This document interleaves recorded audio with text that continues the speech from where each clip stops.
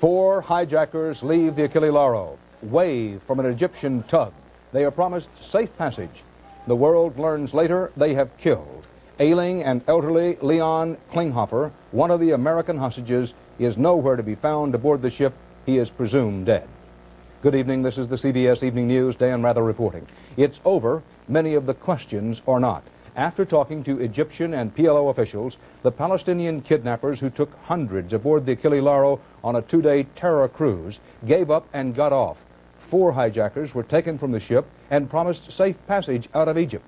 Who promised them that and where they are now are not known. And there are now several reports that one American hostage, 69-year-old Leon Klinghoffer, was killed yesterday, his body tossed overboard. The White House says it still cannot confirm this. The cruise ship itself tonight is reported about 5 miles off the coast of Port Said, Egypt. Doug Tennell has the latest from Egypt. Egypt called it unconditional surrender. But when the hijackers left the Achille Lauro on a tugboat this evening, they had a guarantee of safe passage out of Egypt. There were reportedly only 4 of them, free men waving happily to onlookers. They have left the ship at about 4:30 this afternoon. Nobody has been hurt. Diplomats in Cairo were unaware of the reported murder of one American aboard the Achille Lauro. The hijacking ended after hours of deliberations between Egyptian officials and Western ambassadors in Cairo. American diplomats took part, publicly non-committal. Egypt's foreign minister was asked if the United States, too, had bargained with the terrorists. No negotiations as such. But throughout the day, Egyptian ships had sailed out to the Achille Lauro, and one of them ferried PLO representatives who talked to the hijackers face-to-face. Throughout the Achille Lauro affair, the PLO said it was not involved, but the hijackers were believed to be members of the Palestine Liberation Front, a small faction within the PLO. And clearly, PLO leaders had enough influence with them to either negotiate or order an end to the hijacking. Late today, PLO leader Yasser Arafat spoke to CBS News correspondent David Andelman in Tunis. We are against it, and the moment we will have the opportunity, we will punish them. One group of Americans who left the Achille Lauro just before the hijacking were on their way home today. They, too, were unaware of the report that one American had died on a voyage in which terror had charted the course. Doug Tennell, CBS News, Cairo. My partner Bob Schieffer this afternoon spoke ship to shore directly and exclusively with the Achille Lauro captain and with one American passenger still aboard the ship, and he got first-person accounts of 2 days of terror. Bob? Dan, when we got through to the ship this afternoon, the Captain Gerardo de Rosa told us that the pirates killed Leon Klinghoffer yesterday afternoon, apparently because they could not get authorities on shore to negotiate with him. The captain said that the pirates told him they planned to kill someone every 15 minutes, starting with the Americans. Here's part of what the captain said they told him they'd do. They will kill all Americans on board, then the English, then the others. But they kill just Mr.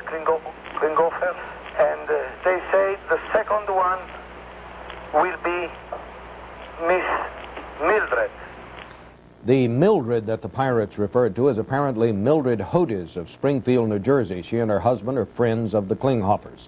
Another passenger, Seymour Meskin of Union, New Jersey, told us that he and his wife were having lunch in the ship's dining room on Monday when they heard shooting. He said 4 of the pirates burst into the dining area with machine guns, wearing hand grenades on their belts and carrying cans of flammable liquid. Eventually, he said that all the passengers and crew were herded into the dining room, but at times during the next 44 hours, the Americans were separated from the others and moved as a group from place to place around the ship. One of these terrorists, particularly a short young fellow who seemed to really have it in for the Americans, he kept browbeating us and threatening us. Could you tell me something about the hijackers? Did they ever strike anyone, or you said they browbeat you in some way? How did they do that? There were 1 or 2 instances of somebody being hit, not badly, but minor things.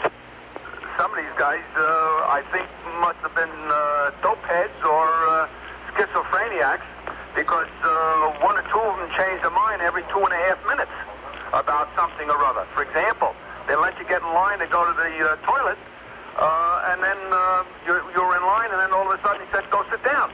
And 2 minutes later, he lets you sit up again. Meskin said that he and the other passengers were never told why the pirates gave up, but he said the captain told everyone to just stay cool and not make waves until the pirates got off the boat. Meskin said we all thought that was very good advice. Dan. Thanks, Bob. Some late details tonight from correspondent John Blackstone at Port Said. Blackstone talked ship to shore to the Achille Lauro's purser. The purser says that he saw one hijacker who claimed to have killed a hostage with blood on him. The purser also said the ship will not dock in Port Said at all, but instead go on to its next scheduled port of call, which would be Ashdod, Israel. No reason given. For most of the hostage families waiting for word back home, the end of this day brought relief. For one family, that sigh of relief turned to a cry of anguish. Harold Dow reports the day the waiting stopped. Must be terrible. I am terribly, terribly pleased. These are tears of joy. And tomorrow's my birthday, and it's the best birthday present I could ever get. This is great. This is just marvelous. The best thing would be to see my mother walking off the ship. Carol Hodes was relieved when she received word this morning that her mother, Millie, was safe. So, too, was Geraldine Revzin, whose sister and brother-in-law were also hostages on the Achille Lauro. Even hearing the good news, no one could be sure that it was all over. I will also feel better when I, in fact, speak to my parents, and I know that they are alive. After listening to the tape of their father talking, Ken Meskin and his sister Susan expressed their relief to Bob Simon. Sounds very good. Considering the ordeal, which I'm sure was quite a physical and emotional ordeal, he sounds very strong. It sounds very good. I was sure that if they lived, they would be fine emotionally, but I was very, very worried about them. Never know what people this crazy will do. But the children of Leon Klinghoffer spent the morning wondering just what to believe. Our emotions have been going up and down, and one minute we hear there have been killings, another minute we hear that there's no killings. But late this afternoon, confirmation from the ship's captain that Leon Klinghoffer had been killed shocked family and friends. I can't understand what happened or how it happened. I don't understand how a 69-year-old man in a wheelchair can be a threat to anybody and why they would kill him. Braced for the worst, the family of this one passenger of the Achille Lauro are hoping against hope that this latest information is not true. Harold Dow, CBS News, New York.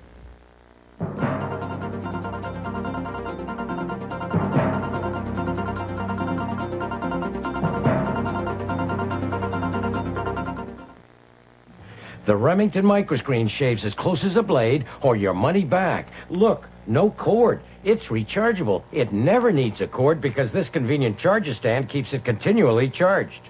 The Remington microscreen shaves as close as a blade or your money back. Here's why. The first screen shaves incredibly close, the second even closer. The Remington microscreen rechargeable shaver shaves as close as a blade or your money back. And the Lady Remington rechargeable, the perfect gift, shaves without a cord. It's painful to see a family friend go, one that has gone before its time. Pity you didn't do something while there still was time, like protect it with a Ziebart Lifetime Protection Package. Ziebart has lifetime limited warranties on paint protection, fabric protection, sound deadener, and rust protection. After all, what the car maker giveth, sun, salt, and spills, can surely taketh away. Be car smart. Get Ziebart for the life of your car. The 606 passengers and crew who left the Achille Lauro in Alexandria, Egypt Monday for a side trip were supposed to hook up with the ship in Port Said until the hijacking intervened. Instead, Richard Roth reports, they were all flown today to Rome, where they learned a fellow traveler had been killed. The travelers found out at dinner time in Rome, and the report of an American death put a touch of sadness into what had been a celebration. I heard that he's not there. Italian Prime Minister Bettino Craxi described it all as a terrible adventure, but said it could have been an even bigger tragedy. And during an interview with CBS News, he revealed it had come very close. In my own mind, I had set a deadline, said the Prime Minister. We would have had to do something tonight. What would have happened, he was asked. Military action, said Craxi. The exact plan, classified. We were prepared from the start for the possibility of forceful intervention, the Prime Minister said. We hoped not to have our backs to the wall because we knew it would be very risky. Tonight, he attributed the end of the hijacking to politics, psychology, and good fortune. Richard Roth, CBS News, Rome. Neither President Reagan nor his aides seems to have known much about what was going on aboard the ship. The White House said tonight an American diplomat will board the Achille Lauro to get a hands-on, personal, no doubt about it, official confirmation or denial about whether any hostage was killed. In the meantime, White House correspondent Leslie Stahl reports the Reagan administration now says it wants to get its hands on the hijackers and those who promised the hijackers they could go. While the Reagan White House waits for confirmation on the fate of the American passengers, it finds itself in a quandary with one of its closest allies in the Middle East, Egypt, which reportedly offered free passage to the terrorists who may have murdered an innocent American. While there's been no public condemnation of Egypt, the initial U.S. reaction was firm. We've made it clear to all concerned that we will do everything possible to see that those responsible are brought to justice. At the White House, spokesman Larry Speakes said the Egyptians had made their decision unilaterally, even after the U.S. made its position clear, to quote Speakes, that the hijackers should be prosecuted to the maximum extent possible. U.S. officials have no comment about another possible entanglement, a suggestion in an Israeli newspaper that President Reagan's daughter may have been the intended target of the hijackers. Maureen Reagan had been advertised as a lecturer aboard a Norwegian cruise ship, Viking Royal, which was in the Mediterranean at the same time as the hijacking. Ms. Reagan, who has left that ship, is reportedly safe tonight in Athens. The president had nothing to say about the hijacking today, as the administration tried, aides say, to avoid an impression that this was yet another American embarrassment at the hands of terrorists. Other governments made the announcements. After all, it was an Italian ship in Egyptian waters. But now it's an American who's been murdered. The attention will inevitably shift to Washington, and the pressure will surely mount once again for retaliation. Leslie Stahl, CBS News, the White House. Despite Yasser Arafat's statements today of no PLO involvement and his stated wish to see the hijackers punished, State Department correspondent Bill McLaughlin reports that there is testimony that the hijackers may have been members of a PLO faction loyal to Arafat all along. Sources that McLaughlin considers reliable told him the hijackers' original scenario called for taking the ship to an Israeli port and using Israeli hostages as bargaining chips. The plans went awry, the sources told McLaughlin, when the hijackers discovered there were no Israelis on the passenger list.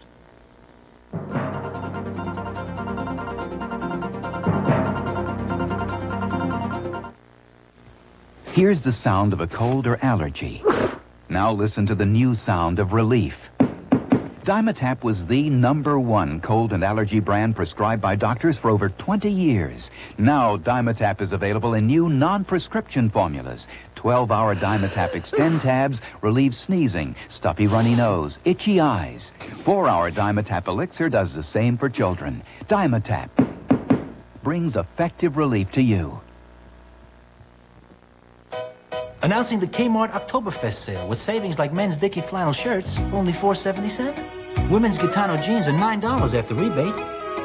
Hershey Kisses or assortment, just $1.99. Sayel yarn, 88 cents. Our own microwave oven, just $128. Plus a lot more. Look for your Oktoberfest sale circular, then come to Kmart. It's where we flannel kind of guys like to shop. You can't do better than Kmart, the saving place. Did he move? Ship cruises have a long and wide reputation for providing a way to get away from it all and relax. The question being asked now in a lot of places is whether the relaxed atmosphere includes lax security too. Steve Croft has been looking into this. For passengers of the Achille Lauro who arrived in Rome tonight, there was little mystery as to how the hijackers got on board. Security was very lax according to the other cruises that we've been on. It was not an oversight or a dereliction of duty. It was more or less par for the course. There was little sign of security when this cruise ship on a similar course departed Naples today heading for Egypt. Boarding a cruise ship is nothing like getting on an airplane. Anti-terrorist experts say there is far more security at airports, even notoriously lax airports. Even before the Beirut hijacking, Athens airport security was 1,000 times better than the port security we see in a typical Mediterranean harbor. Sea piracy was one of the first expressions of terrorism.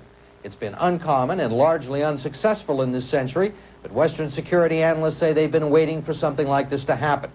Eric Allen, director of the International Maritime Agency, blames complacency. I have been a passenger on many liners. I've never been searched. I've never had my baggage knowingly searched. And I've gone on and off ships at will without being challenged. An experience unlike any other. This commercial for the Achille Lauro says it all. Cruise lines sell luxury. It's like being in a first-class hotel. Cruise lines have been reluctant to do anything to restrict movement or make people feel threatened. Even now, some lines say airport-like security is impractical. They may not have that much choice, though. Terrorism, the experts say, runs through fashions and cycles, with hijackers probing for new vulnerabilities. Without tighter security, cruise lines may find passengers staying ashore, taking their promotions literally. A holiday you'll never forget. Steve Croft, CBS News, London.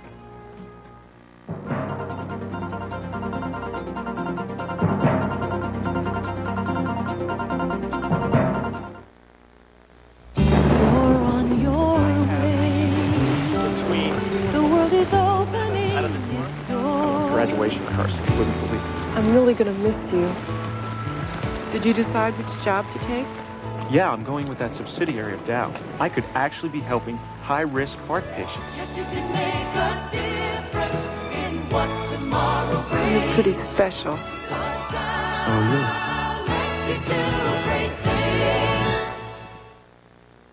Thanks a lot, Citibank. You had to make your Visa and MasterCards better than other banks. Only your cards offer city dining.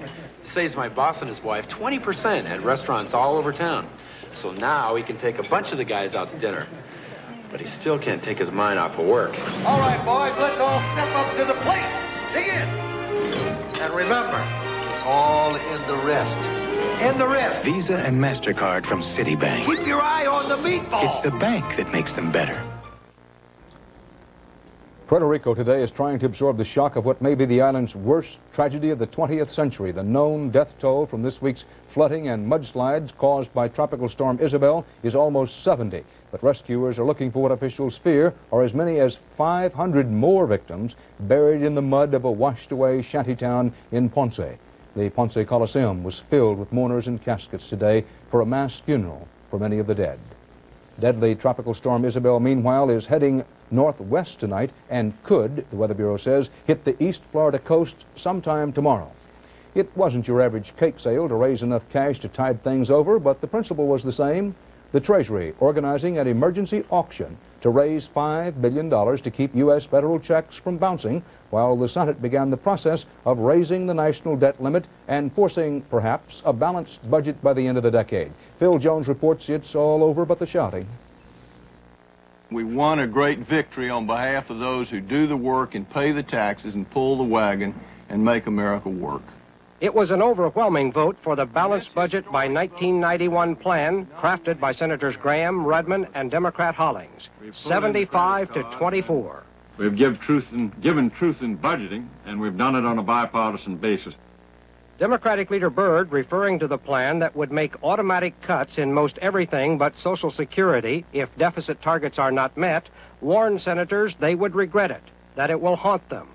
25 Democrats ended up voting for it despite this Dear Colleague letter, which had warned that draconian cuts would occur affecting the elderly, education, and environment. One of the 4 Republicans voting against it called it the political joke of the year. There's nothing automatic that happens. We're still going to have to make the tough decisions if we're going to achieve that deficit reduction. With the deficit addressed and under a threat that federal workers and others would soon find their government checks bouncing, the senators moved to extend the current debt ceiling to October 18th. The Treasury Department went ahead today with an emergency auction to borrow $5 billion in new money to keep the government afloat while Congress was wrangling over raising the debt limit to more than $2 trillion. Tomorrow, the House will address both the debt ceiling and the balanced budget amendment. But it is clear by today's lopsided Senate vote that the balanced budget plan has too much steam to stop. Phil Jones, CBS News, Capitol Hill. After a second trial and a week of jury deliberations, the verdict tonight is guilty. Mayor Roger Hedcox of San Diego convicted of several counts of involving campaign contribution irregularities. This verdict means the Republican mayor of San Diego will be removed from office.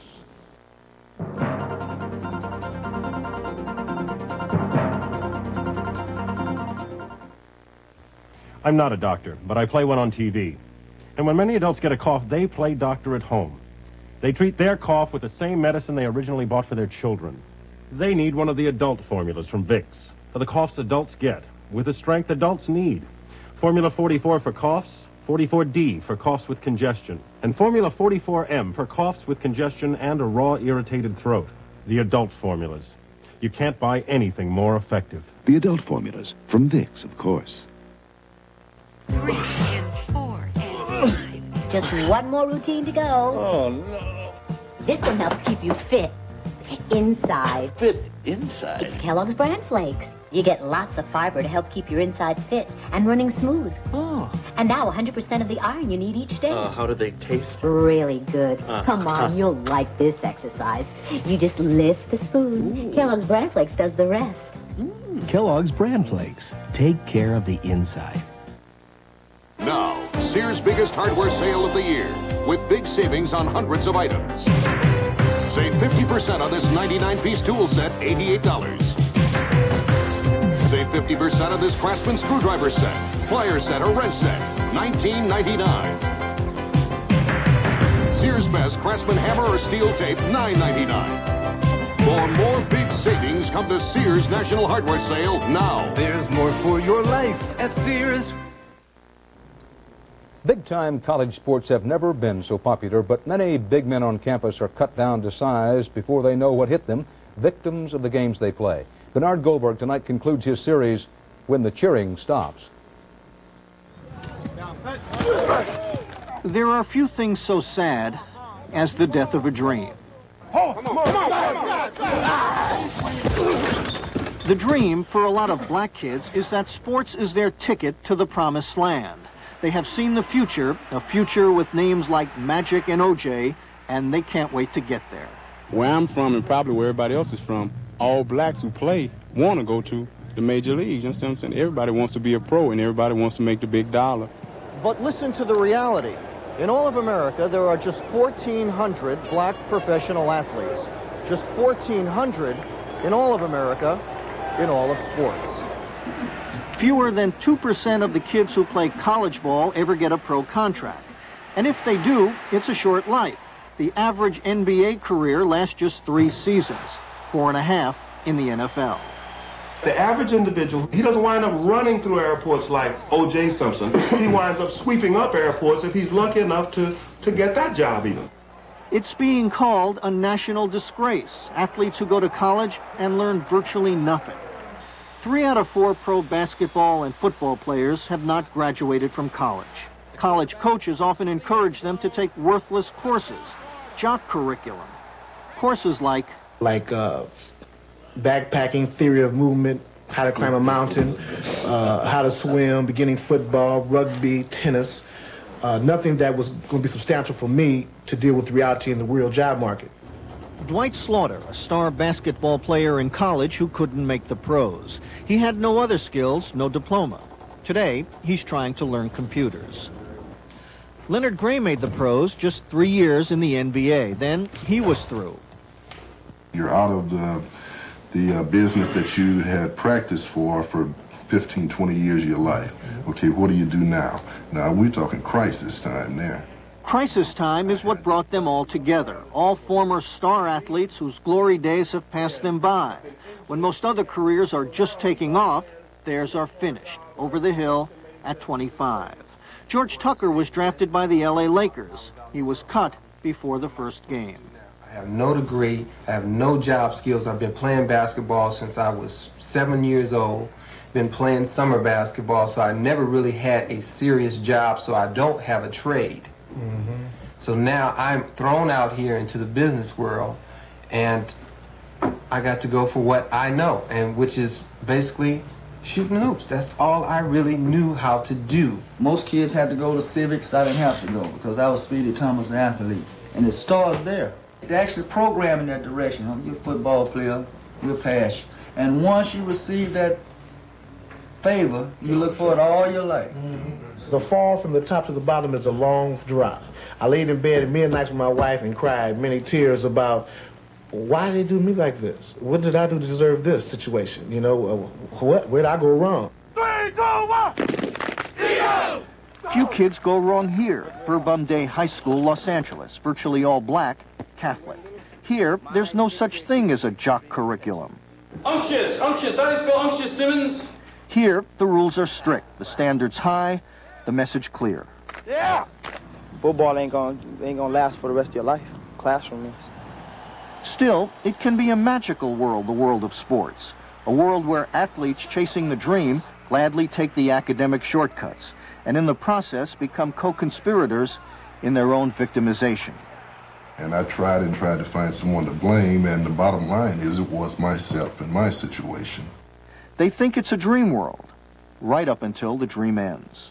The coaches will claim that they take excellent care of these young men, and it's the same kind of care that the farmer takes, in the sense that the farmer takes care of the turkey right on up until Thanksgiving.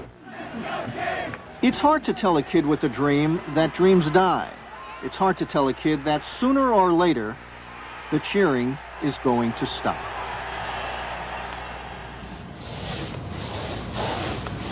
Bernard Goldberg, CBS News, Berkeley, California. And that's the CBS Evening News for this Wednesday. Dan Rather reporting from New York. Thank you for joining us. Good night. Dr. Klein, code blue. The crisis for medical people today is how bogged down they are on non-medical activity. That's why hospitals are turning to cost-efficient computer systems from Burroughs Corporation. Systems that allow doctors and nurses to send and receive life-saving information instantly, so they can concentrate on patients, not paperwork. Burroughs computers were brought into hospitals to save money, but they wound up saving something a lot more important. Young lady, what are you doing putting A1 steak sauce on your hamburger? It's delicious. In my day, A1 was for steak. Oh, my dear Miss Pritchard, that's the idea. What is hamburger? Chopped ham, it's chopped steak. And what's better on steak than A1? A1 makes hamburgers taste like steak burgers. It is rather tasty. Yeah. Sure. Its herbs and spices make hamburgers juicy and really tasty, like steak burgers. As I always say, live and learn. A1 makes hamburgers taste like steak burgers. The secret is out. Now Baker's Secret is better than ever, with an even slicker coating. So now even your gooeyest cakes, stickiest rolls, fudgiest brownies turn out perfect every time. The secret is out. Baker's Secret is even better. The answer to all the stickiest baking problems is a Baker's Secret. Come on, there you go, there you go.